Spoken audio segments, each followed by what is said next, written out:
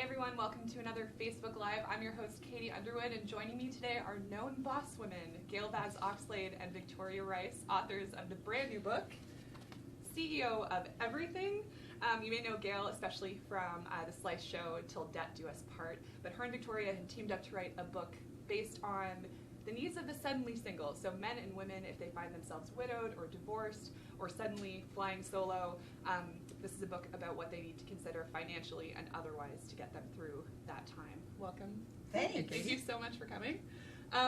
I was saying just a minute ago that I was shocked at how much personal information is in this book. Obviously, Gail, you're known for your financial acumen, but a lot of this book shares your personal testaments of what you went through in your own lives. Can you tell us a little bit about that and how it fed into the creation of the book? Well, you know, the thing is that everybody is going through something hard, and we didn't have anybody. When we started, we didn't have anybody to say to us, okay, so this is what you can expect, or this is what I had. Mm-hmm. I think when you tell people what your life experience is like, then when they hit something similar or, you know, a little bit off what you're talking about, they go, okay, so I remember when Gail said this. Yeah. And I'm not alone, and that's what we wanted more than anything. We wanted for people to feel not alone as they're making this journey, because this is a tough journey to go on. Right. Especially, I mean, you said earlier that this book is kind of for anybody at any age. So it's kind of, if they're single at 20, suddenly they moved out of an apartment with their boyfriend or girlfriend, or, you know, their husband leaves them at 50, or, you know, they find themselves, you know, after losing a partner, right? So it's kind of all life stages. Absolutely. And the thing that, you see, I've been divorced in my 20s, I've been divorced in my 30s, and I've been divorced in my 50s. And it didn't matter. Every time it felt like the rug had been pulled out from under me. And so it's really important that people get that they are not experiencing this in isolation, that we all feel this way. We all feel lost. There are days we all want to pull the blankets up over our heads and just go, no, world, go away. I can't do this for another minute. But the next day you get up and you take another step forward. Right. And you two have been friends for... Ever. 700 years. So at what point did you decide we have to write a book together?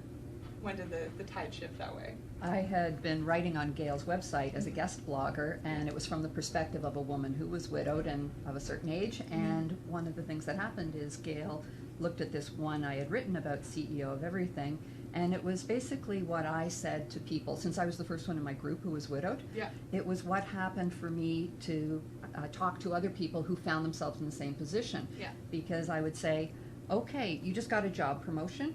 You are now CEO of Everything, and that means everything now falls on your shoulders, and the snow will fall and you will shovel it, and the grass will grow and you will cut it, and the cat will puke on the rug and you will clean it up, because you are now responsible for everything. You're flying solo. So I saw that and I thought to myself, this really resonated with me. From a divorce perspective, it really resonated with me, and so I called up my editor at HarperCollins and I said, okay, so new book idea.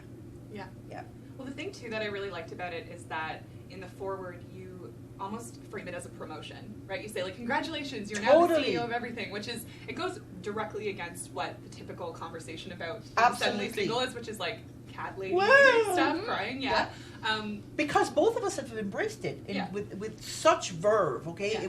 This is, as Victoria likes to say, we are splendidly single. And this idea that there is something missing from our lives, that somehow we are less because we are not mated anymore. Yes, there was a loss. And so there was that sense of something going away, but that does not mean that that loss makes us less. We are huge in our own lives. Yet you still have a life. It wasn't life imprisonment you got, for goodness sake. Go out and now say, okay, I've pressed the reset button. What am I going to do now? I like the metaphor that you use. You kind of drag the business metaphor throughout the book, which is very cool, I think.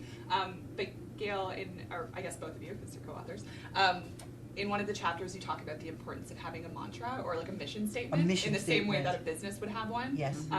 Can you share your own personal mission statements as it relates to maybe your finances or life in general? Well, for me, it has always been where I am now is not where I'm going to be tomorrow. And so when things are going really, really well, I take the time to enjoy it, and I say thank you, because I know Kaka is around the corner. Yeah. Okay, because that's the way Words life to live is. by. Yeah, and when things are in the dumper, Yeah. I know all I have to do is hold on. Just Right. hold on, because this will not last. Things will change. And it doesn't matter whether you've lost your job, or lost a partner, or your kids have finally left home and you have that sense of, now what? Mhm. It will all change. Life is about a constant change. Yeah. Yeah. I think this book lands at an interesting moment because, I mean, the book is not just for women, but I think it will resonate with a lot of women, Yes. particularly because, we're not used to, or at least increasingly we're thinking of women as breadwinners, right? Like, Yes. we're increasingly educated, increasingly self-sufficient, Yes. and they're one of the, single women are one of the fastest growing demographics Absolutely. in the country, True. in the world. Do you think that this book speaks to that? Absolutely, and we want to champion that, right, Victoria? Absolutely we do, because what happens is when you find yourself in charge of everything, you are chief financial officer, you're the Yeah. person who is responsible Head for of HR. head of HR, Yeah. you are the person who is doing Head of research, maintenance. you are the Oh, person gosh. absolutely all of those things fall on your head. So it's like, okay, if they're going to be within my purview now, okay, how do I want to do them? And start getting thinking like a CEO. Yes. Right. Where you say, okay, which ones do I want to do? Which ones do I want to barter for somebody else to do? And which ones do I need to hire for? Yes. So head of maintenance? Yeah. I don't want to be head of, well, I'm okay being head of maintenance. You can pay for I- someone to do but that. no. I pay with food. I love to cook. That's good. And so I open up Facebook and I post on Facebook, I need my new lights installed. Sub-hub required, substitute husband. Yeah. Sub-hub required. And one of my girlfriends will post back, sending my husband over with his tool belt right now. And then I will cook a meal for them and take it over to the family. Yeah. Because that's the way, so it doesn't have to be in a money exchange, it can be an energy exchange. But there are things that I have tried to do that I am no freaking good at. Okay, and so I remember the first time my daughter and I cut the grass in our new house. Okay, so she cut the grass one week and bitched about it the entire time. And then the following week, I cut the grass and I went, because while she's bitching, I'm going, whiner, right? And the following week, I cut the grass and I go, never again. Yeah. I now have a property with no grass. It's all garden. Yeah. I'll astroturf. Yes, yes. I wanted to bring this up because a year ago I read this really great piece on a website called The Billfold, which I don't know if you've heard of it, but and the story was called what is it called? It's about something called an F-off fund. Oh, no, that's mine. FU fund. I started that. No, Did you? it's been picked up in the States. Okay. But for years and years and years, I've been talking about your emergency fund as being your FU account. Okay. Okay, because the thing is that what happens when you tell people to save for an emergency is that they feel like, well, disaster is not going to happen to me. But if you Right. say to people, you need to save your FU fund, so if Yeah. anybody dicks around with you, you can tell them to FU. Yeah. All of a sudden, it's an empowerment thing. So when I saw that billfold thing came Yeah. out, I go, look at me, I'm a meme! Yeah. That's an important fact check, though. It's like you're the original creator I of the am, F-off fund. absolutely. I think a lot of people, when I said that to them, I was really empowered by it. Yes. It's like the idea that I am. That was exactly the point. I don't have to. I think a lot of women. I know a lot of women stay in bad relationships, for Yes. example, because they can't be financially solvent on their own, They think. or they think they can't. Absolutely. But some people are like, oh, that's so cynical to have an emergency fund just in case. Not But cynical, I it's figured you smart. guys would be like, Oh, it's All completely over it. smart, Absolutely. smart, Not only smart. that, but it's an important part of a financial plan. hmm. I mean, we're not just saying this because, we're saying it. Yeah. It's a very important part of a financial plan because it's what lets you get from where you are to where you're going next. Right. Yeah. Well, that's kind of the essentials of this book, right? It's like Absolutely. you don't know what's going to happen. That's so, right. It's probably better to Yeah. be prepared and So prepared for anything. imagine when I opened it up and saw, oh, somebody else thinks the FU fund is a good idea. I'm thinking, There you okay, go. so I'm going worldwide now. In the book, you sort of talk about specific worries that might arise after, say, the dissolution of a marriage Yeah. or a partner's death. But aside from having enough money and a stable living situation, what are some things that people should be thinking about? From retirement to mortgages to moving to. Well, the first thing you have to do is make sure you change all your estate planning stuff, okay? Yeah. You know that company pension plan you have at work, change the designation on it. You don't want your ex getting your money necessarily, Hear that, okay? ladies? And your powers of attorney have to change. Make sure you're choosing somebody that you actually trust. Because that's important. Your mate probably had it, but you don't want your mate necessarily making your medical decisions anymore. Okay. Right. There's so many pieces. You actually go right back down to the foundation. Yes. And that's why you start by looking at everything. What is everything that's available? Did I get a settlement? Did I get an insurance payment? What is in the bank account? What is owed? And one of the things that often happens when there's a dissolution, if your name was not on a credit card debt and it's somebody else's, it doesn't mean you won't still be getting a call saying, oh, there's this debt and you need to pay it. And people get pressured about that and they think they have to, and it's not. It's not yours. Yeah. You also talked about, in the same sort of following the same business metaphor, you talked about the importance of assembling a team. Mm-hmm. So that could include friends and family who can help you, but I also assume that includes finance Specialists. professionals. Mm-hmm. Absolutely. Which- I'm a big what would that look believer. like? I'm a big believer in a Feeonly financial planner. Yeah. When you go to someone who has a vested interest in selling a particular company's product, they have an agenda. Mm-hmm. It's not your agenda. Mm-hmm. So you need to be very careful about who you're taking your advice from. I'd much rather see people choose to interact with a fee-only financial planner who then says, okay, so you know what? You need to be in a mutual fund or a growth fund of some kind. Let's go look at all the growth funds that are out there and which one's going to suit you. As opposed to starting from the point of view of, I sell this company's product, and so you should buy this company's product, which is not about my need, it's about your sales target. Yeah. Yeah. And there's two other pieces to think about in there also, Katie, is that, first of all, you were talking about mantras before. One of the mantras is money doesn't spend itself. Right.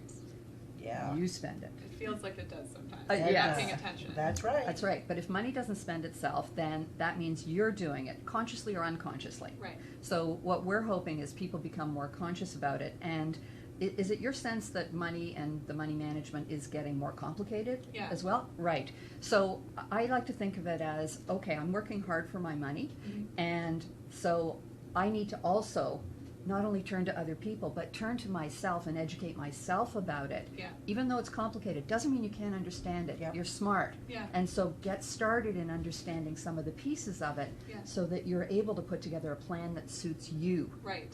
When people look at me and say, I just can't do the money thing, Yeah.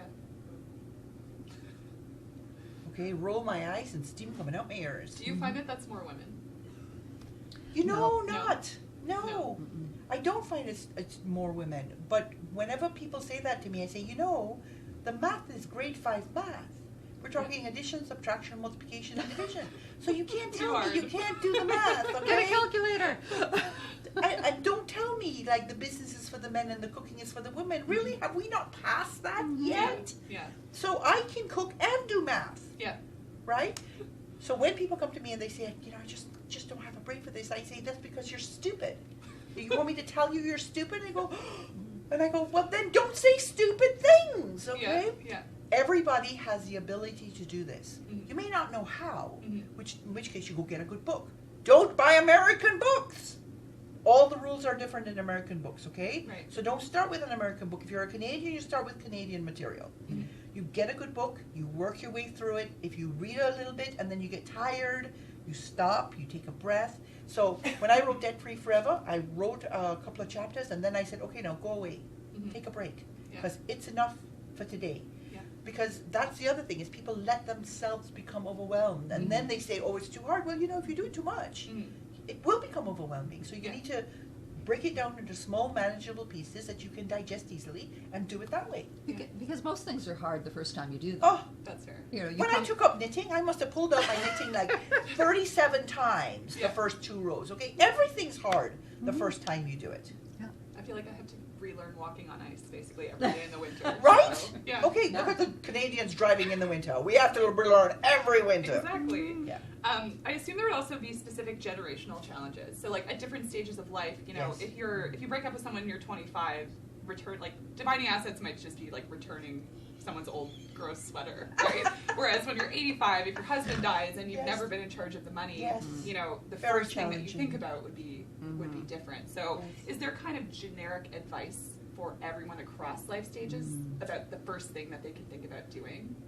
You know, I think it's more about stopping. Don't rush. First, do nothing. Yeah. That's right. I think that when people rush into taking any action, they probably will misstep. Right. And so it's important that you sit down and think about what you really, really want. Mm-hmm. People will say things like, so I got a letter from a woman just a couple of weeks ago saying, so my financial advisor has told me that the best thing that I can do is give my husband the retirement plan and he'll give me the house and that's the way to go. Mm-hmm. And I wrote her back and said, no, Mm-hmm. please don't sacrifice your future hanging on to your history. Right. Okay? And so you need to have some time to think about what these things mean to you. Mm-hmm. Do I want my house? Is this such a big thing for me? And why do I want my house? Yeah.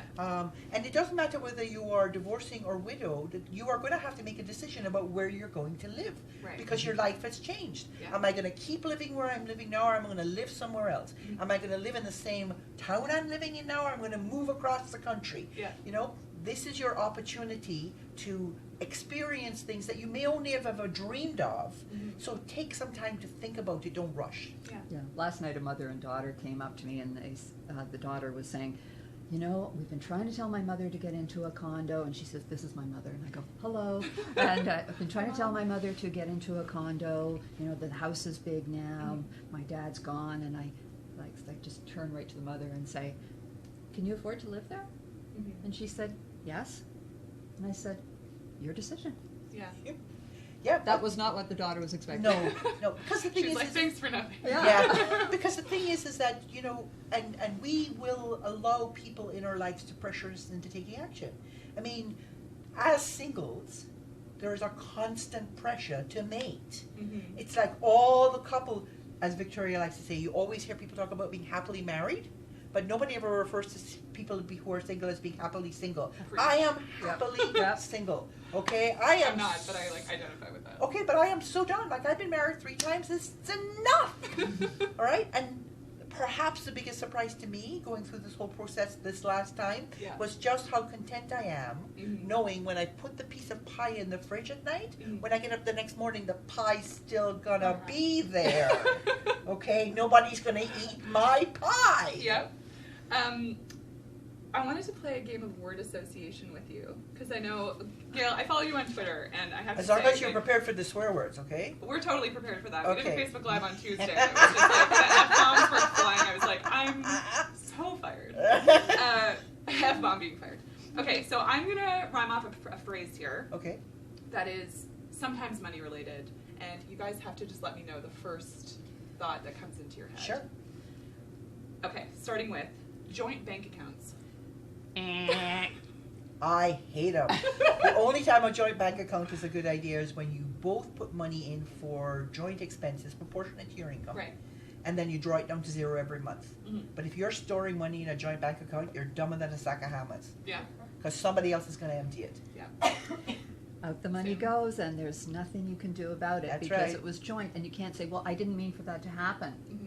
It's gone. And we've heard too many stories about it. Yeah. So I feel like that would be a real point of contention in relationships, especially. Well, this whole thing about, you know, well, we're together and we have to do everything. No. Be an island and then be a peninsula. It's like when people say we're pregnant. I know that's not related, but I'm like, you're not pregnant. You can't be pregnant. Yeah, your ankles are not going to swell. Yeah. But we're having a baby. Yeah. Yes. Exactly. Credit cards. Great tool. Mm-hmm. Fabulous tool. Pay them off on time every month, and then they're working for you. Don't work for your credit cards. Yeah. Every tool can be a hammer, or it can be a weapon, or it can be really valuable. Mm-hmm. I always find it fascinating when I say to people, oh, do you look at the very bottom of your credit card where it says, if you pay the minimum, you will in 54 years and 11 months have this, $6,000 credit card paid off. And I think people must just get a kick out of it. They must just laugh themselves silly. My dad's 85. Yeah. He's got this huge credit card debt, and it probably says, in 44 years, When this you're will be paid off. 87. He must laugh himself silly over that. Yeah. Like, that part just, it somehow misses people. Yeah. Speaking of debt. Oh, perfect. Do we have a question? Sure. I do. Since I can't get a Section B job due to young children, what are the best ways to start paying down debt? Well, you can't pay down debt if you don't have money. So you have to find a way to make an income of some kind. And, you know, it's all very well and good to say I can't get a job, but there are lots of ways to get jobs. You can work from home. There are places that will let you do transcription.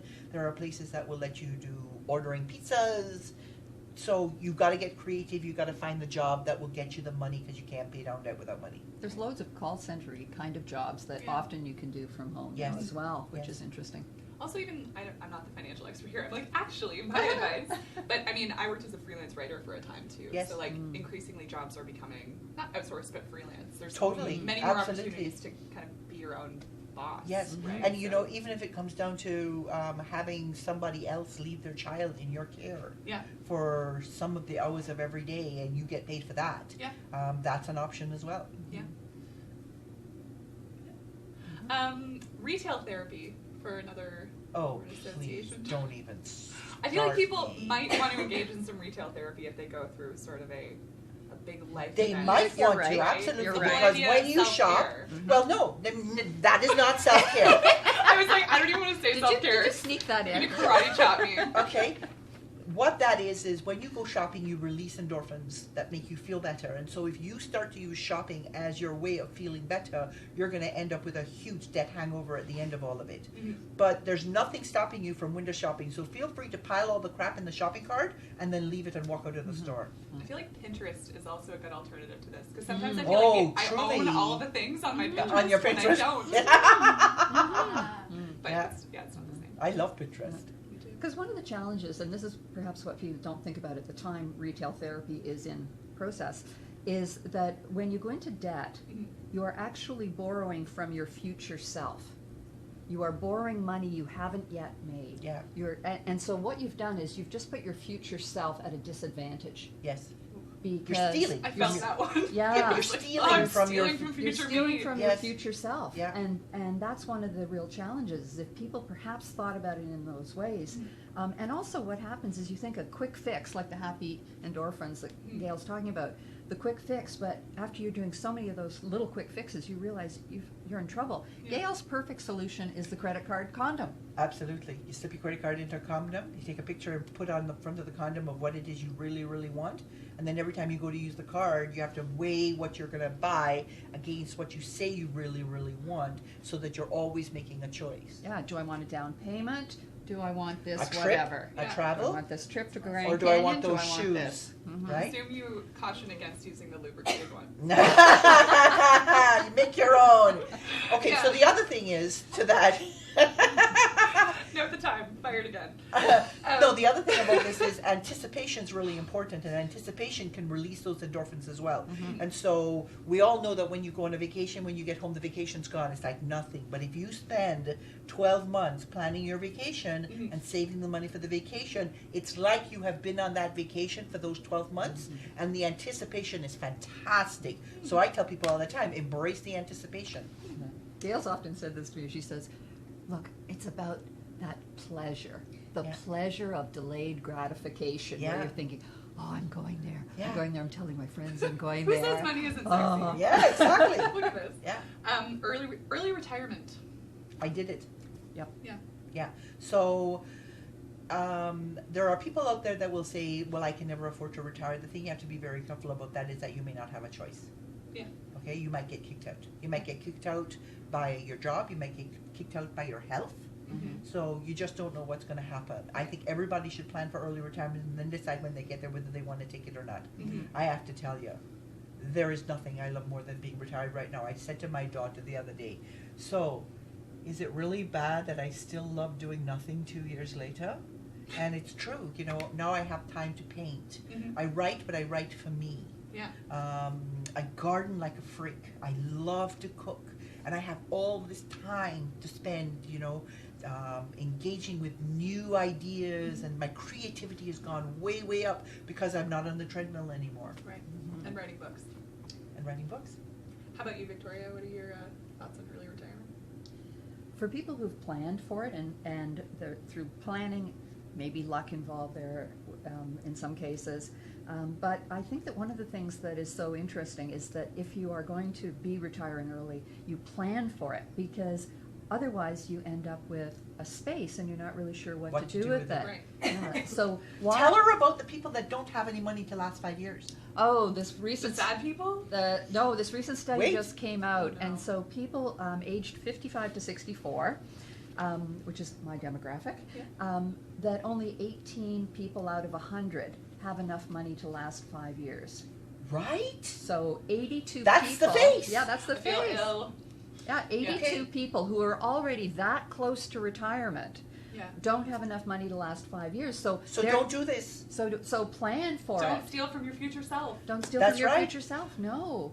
Yeah, be kind to that future self, Katie. Be wanting to say, I love that person too. Just as much as I love today's person. Yeah. Yeah. Absolutely. Swear jars.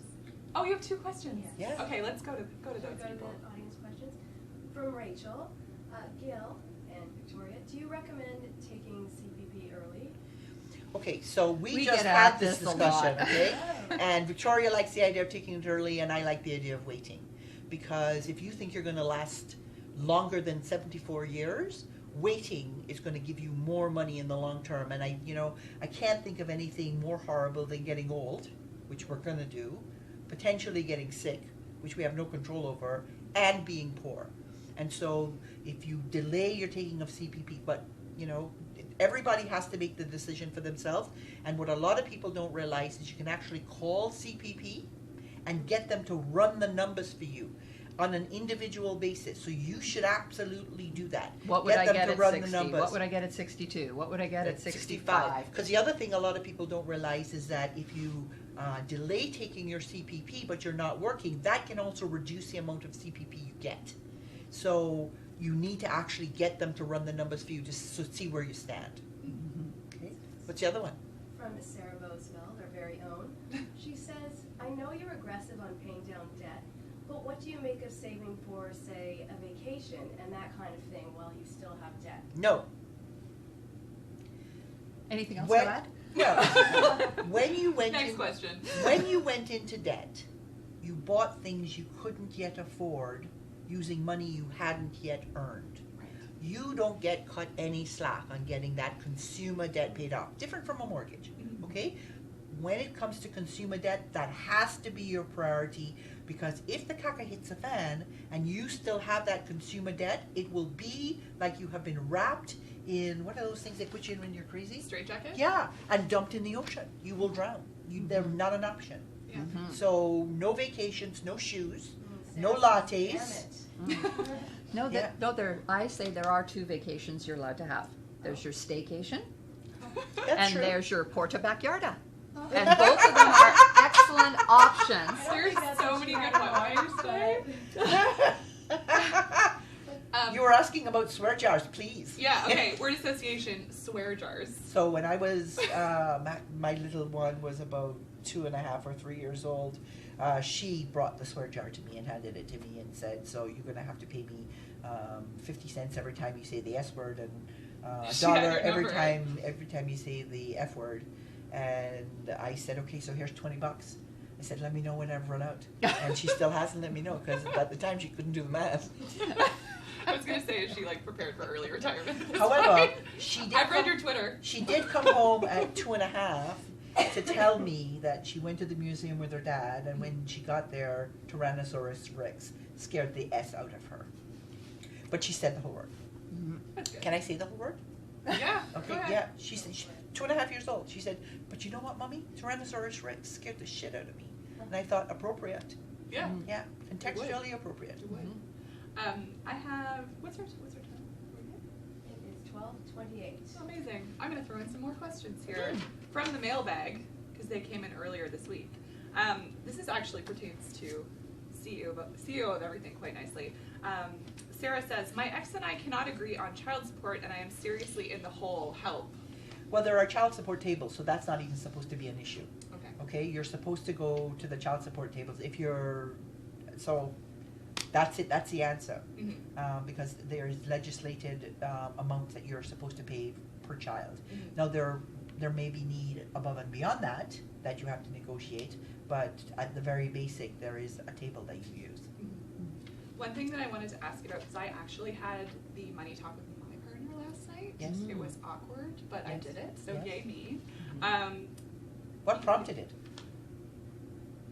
Not me. It was like, we should just talk about this. And I was like, okay, I'm going to go throw up a little. Yeah, okay.